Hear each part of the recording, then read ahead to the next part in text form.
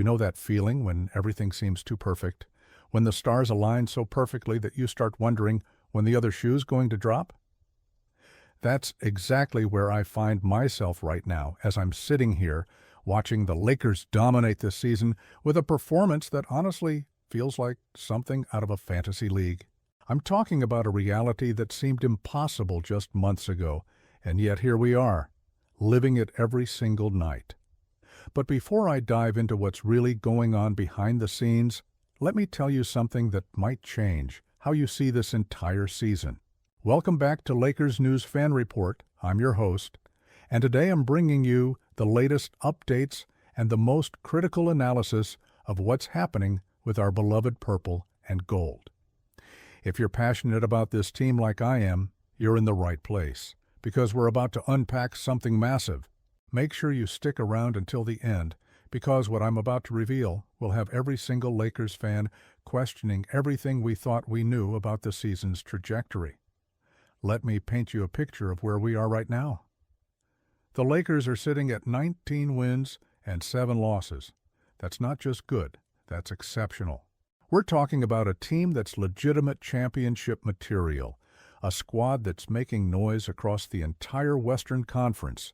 When you look at the standings, we're only 5.5 games behind the Oklahoma City Thunder for that coveted number 1 seed. 5.5 games?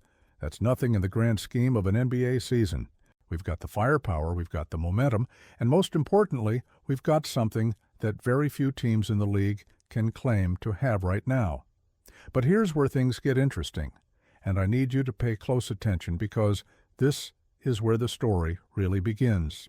I've been covering this team for years, and I can tell you with absolute certainty that what we're witnessing right now is historic. Not just good, not just impressive, but genuinely historic. We're watching records fall that have stood for decades. We're seeing performances that put current players in conversations with legends who wore this jersey long before most of us were even born. Magic Johnson, Jerry West, these aren't just names, they're monuments in Lakers history. They're the foundation upon which this entire franchise was built. And yet, something unprecedented is happening right now that's forcing us to reconsider where these legends stand in certain categories.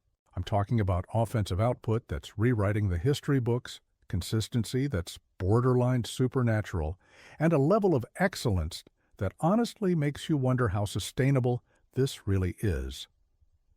The numbers don't lie, and when I look at what's happening on the court night after night, I see something that should have every Lakers fan excited and terrified at the same time. 34.7 points per game, 8.8 assists, 8.7 rebounds. These aren't just statistics. These are the building blocks of an MVP campaign. These are the numbers that separate good players from great ones, and great players from legends. When was the last time we saw a Lakers guard putting up these kinds of numbers consistently? When was the last time we had someone who could take over a game at will, who could make his teammates better while simultaneously putting the team on his back? The answer is more complicated than you might think, and it's directly connected to what I'm about to tell you.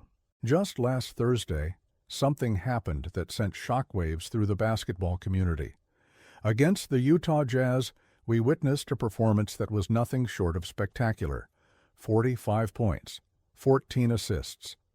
A double-double that wasn't just impressive on paper, it was dominant from start to finish.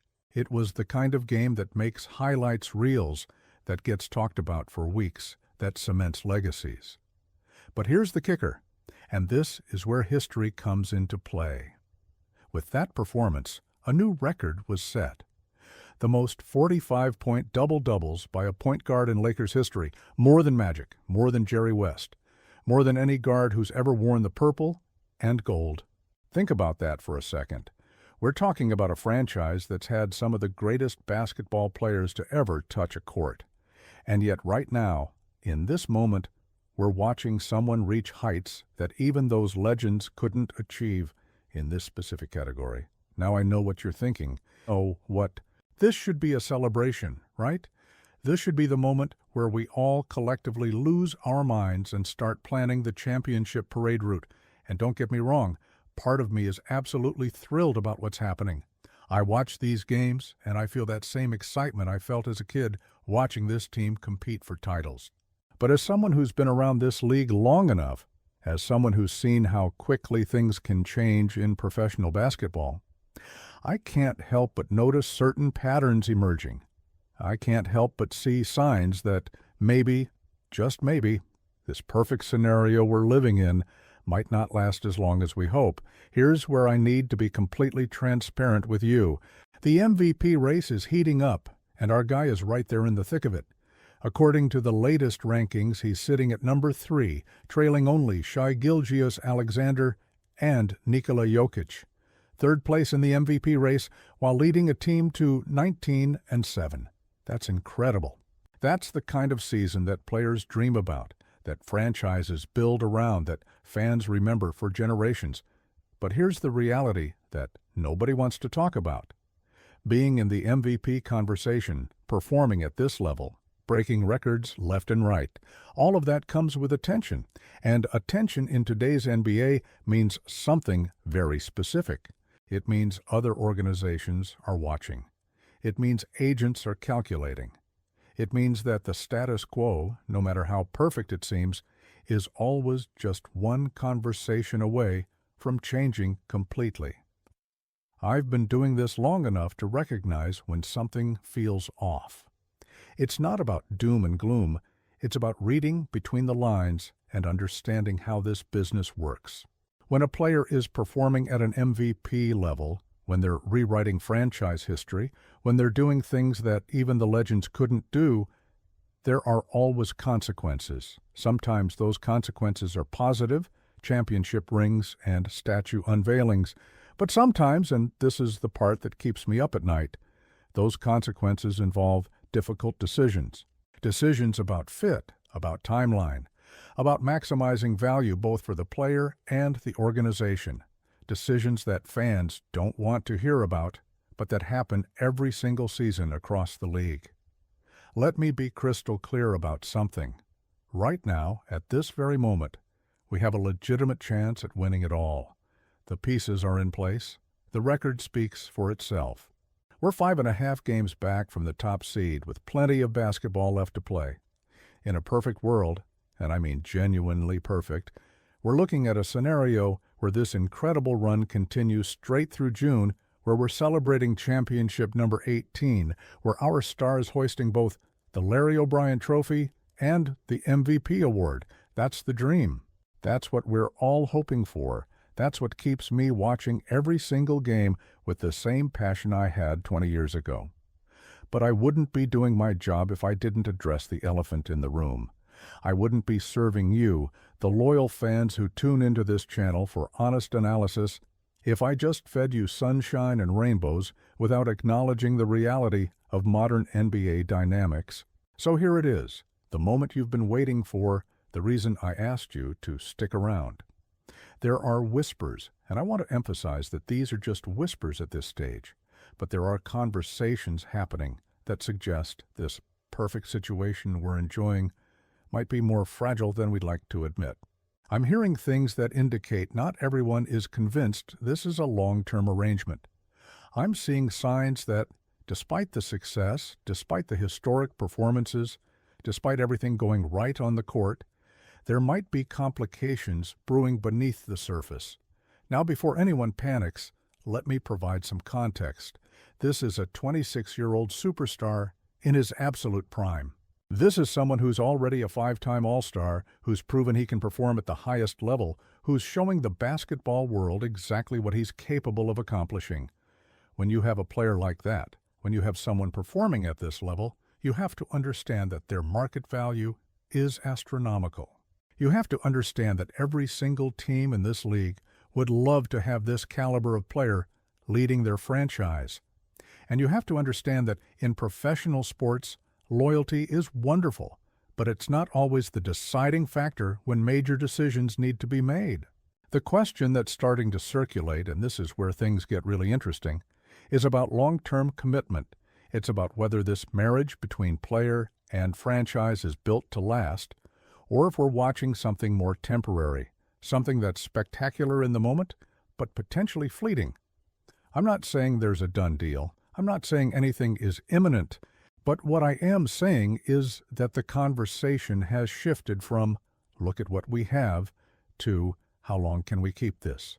And that shift, as subtle as it might seem, is significant. Think about it from every angle. From the player's perspective, he's performing at an MVP level. He's breaking franchise records. He's putting up numbers that demand maximum respect and maximum compensation. He's in his prime, he's healthy, and he's got years of elite basketball ahead of him. From the organization's perspective, they've got a squad that's competing right now, they've got championship aspirations, and they've got to balance current success with long-term sustainability.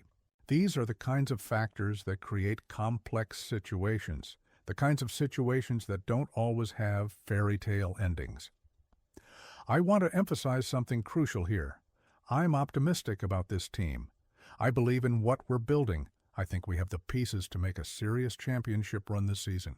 But I also believe in being realistic with you, because you deserve more than just hype. You deserve analysis that considers all possibilities, even the uncomfortable ones. And the uncomfortable possibility that's starting to gain traction is that we might be watching a rental rather than a dynasty in the making. We might be experiencing something special that's designed to burn bright and fast rather than sustain over years. The impact of potentially losing this kind of production would be devastating. We're talking about someone who's averaging nearly 35 points per game, someone who's facilitating the offense at an elite level with almost 9 assists per night, someone who's contributing on the boards, who's making everyone around him better, who's the engine that makes this entire machine run. You don't just replace that.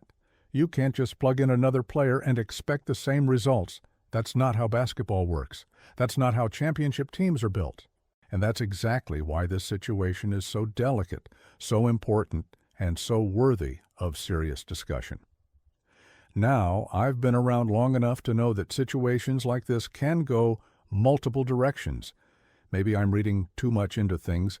Maybe the whispers are just noise, and everything works out perfectly. Maybe we get that championship, maybe we get that MVP, and maybe this partnership continues for years to come. That's absolutely possible, and frankly, that's what I'm hoping for. But I'd be lying if I said I wasn't concerned. I'd be lying if I said the signs weren't there suggesting potential complications ahead. What we need to understand is that this is bigger than just one player or one season. This is about the direction of the franchise, about the decisions being made in private meetings that will impact this team for years to come. This is about whether we're building something sustainable or just enjoying a brief moment of excellence before reality sets in. And from what I'm seeing, from the conversations I'm having, from the way certain people are talking about the situation, I think we need to be prepared for any possibility. The timing of all this is particularly interesting.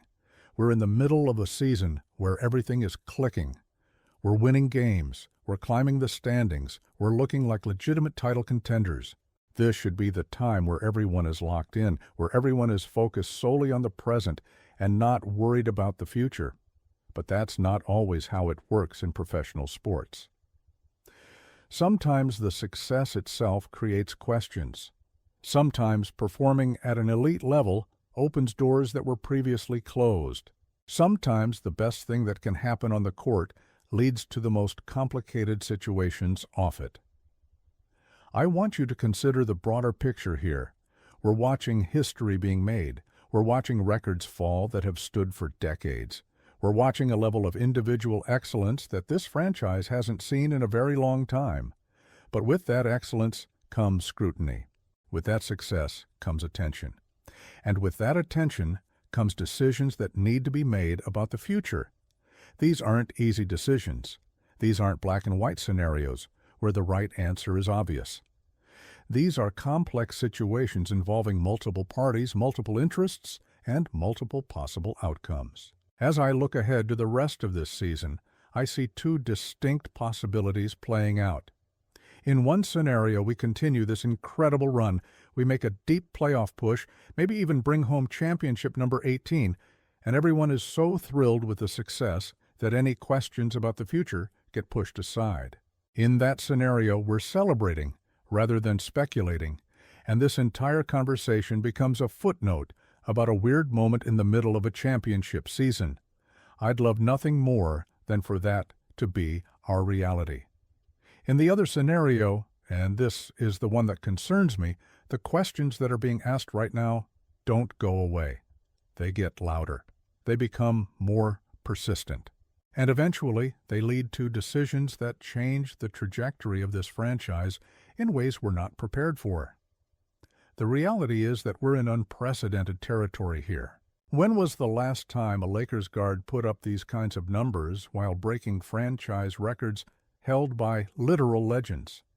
When was the last time we had this combination of individual excellence and team success happening simultaneously?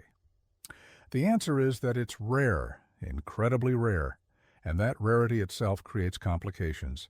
It creates situations where market forces and organizational decisions collide in ways that don't always favor keeping the status quo, no matter how successful that status quo might be. Here's what I know for certain. Right now, in this moment, we have something special. We have a player performing at an MVP level, a team competing for championships, and a situation that every franchise in the league would love to have. What I don't know for certain is how long this lasts. What I don't know is whether the people making decisions behind closed doors are as committed to this long term as the fans are. What I don't know is whether we're building a dynasty or experiencing a beautiful but temporary moment in Lakers history. As we move forward through this season, I'll be watching everything closely. I'll be paying attention not just to what happens on the court, but to the subtle signs that might indicate where this is all heading. I'll be listening to the way people talk about the future, the way decisions are framed, the way possibilities are discussed. Because in my experience, the truth often reveals itself in small moments long before the big announcements come. Before we wrap up, I need to hear from you. This is a massive situation that could define the next era of Lakers basketball. Do you think there's legitimate cause for concern here? Are you worried about the long-term future despite the current success? Or do you believe that winning cures everything, and as long as we're competing for championships, nothing else matters? I genuinely want to know what you're thinking, because this affects all of us as Lakers fans. Drop your thoughts in the comments below. Tell me if you think I'm overthinking this, or if you share the same concerns I have. Let's have a real conversation about where this franchise is headed. If you made it this far, you're exactly the kind of dedicated Lakers fan that makes this channel what it is. I don't do surface-level analysis here. I don't just regurgitate box scores and tell you what you want to hear. I dig deeper because you deserve better than that. So here's what I need from you. Hit that subscribe button if you haven't already, because I'm bringing you these updates and analysis multiple times per week. Turn on those notifications so you never miss a breakdown of what's really happening with our team. And share this video with other Lakers fans who care about more than just highlights. We're building a community here of people who want real analysis, who want honest conversations, who want to understand the full picture of what's happening with this franchise. I'll see you in the next one, and until then, let's hope for the best while staying prepared for whatever comes next.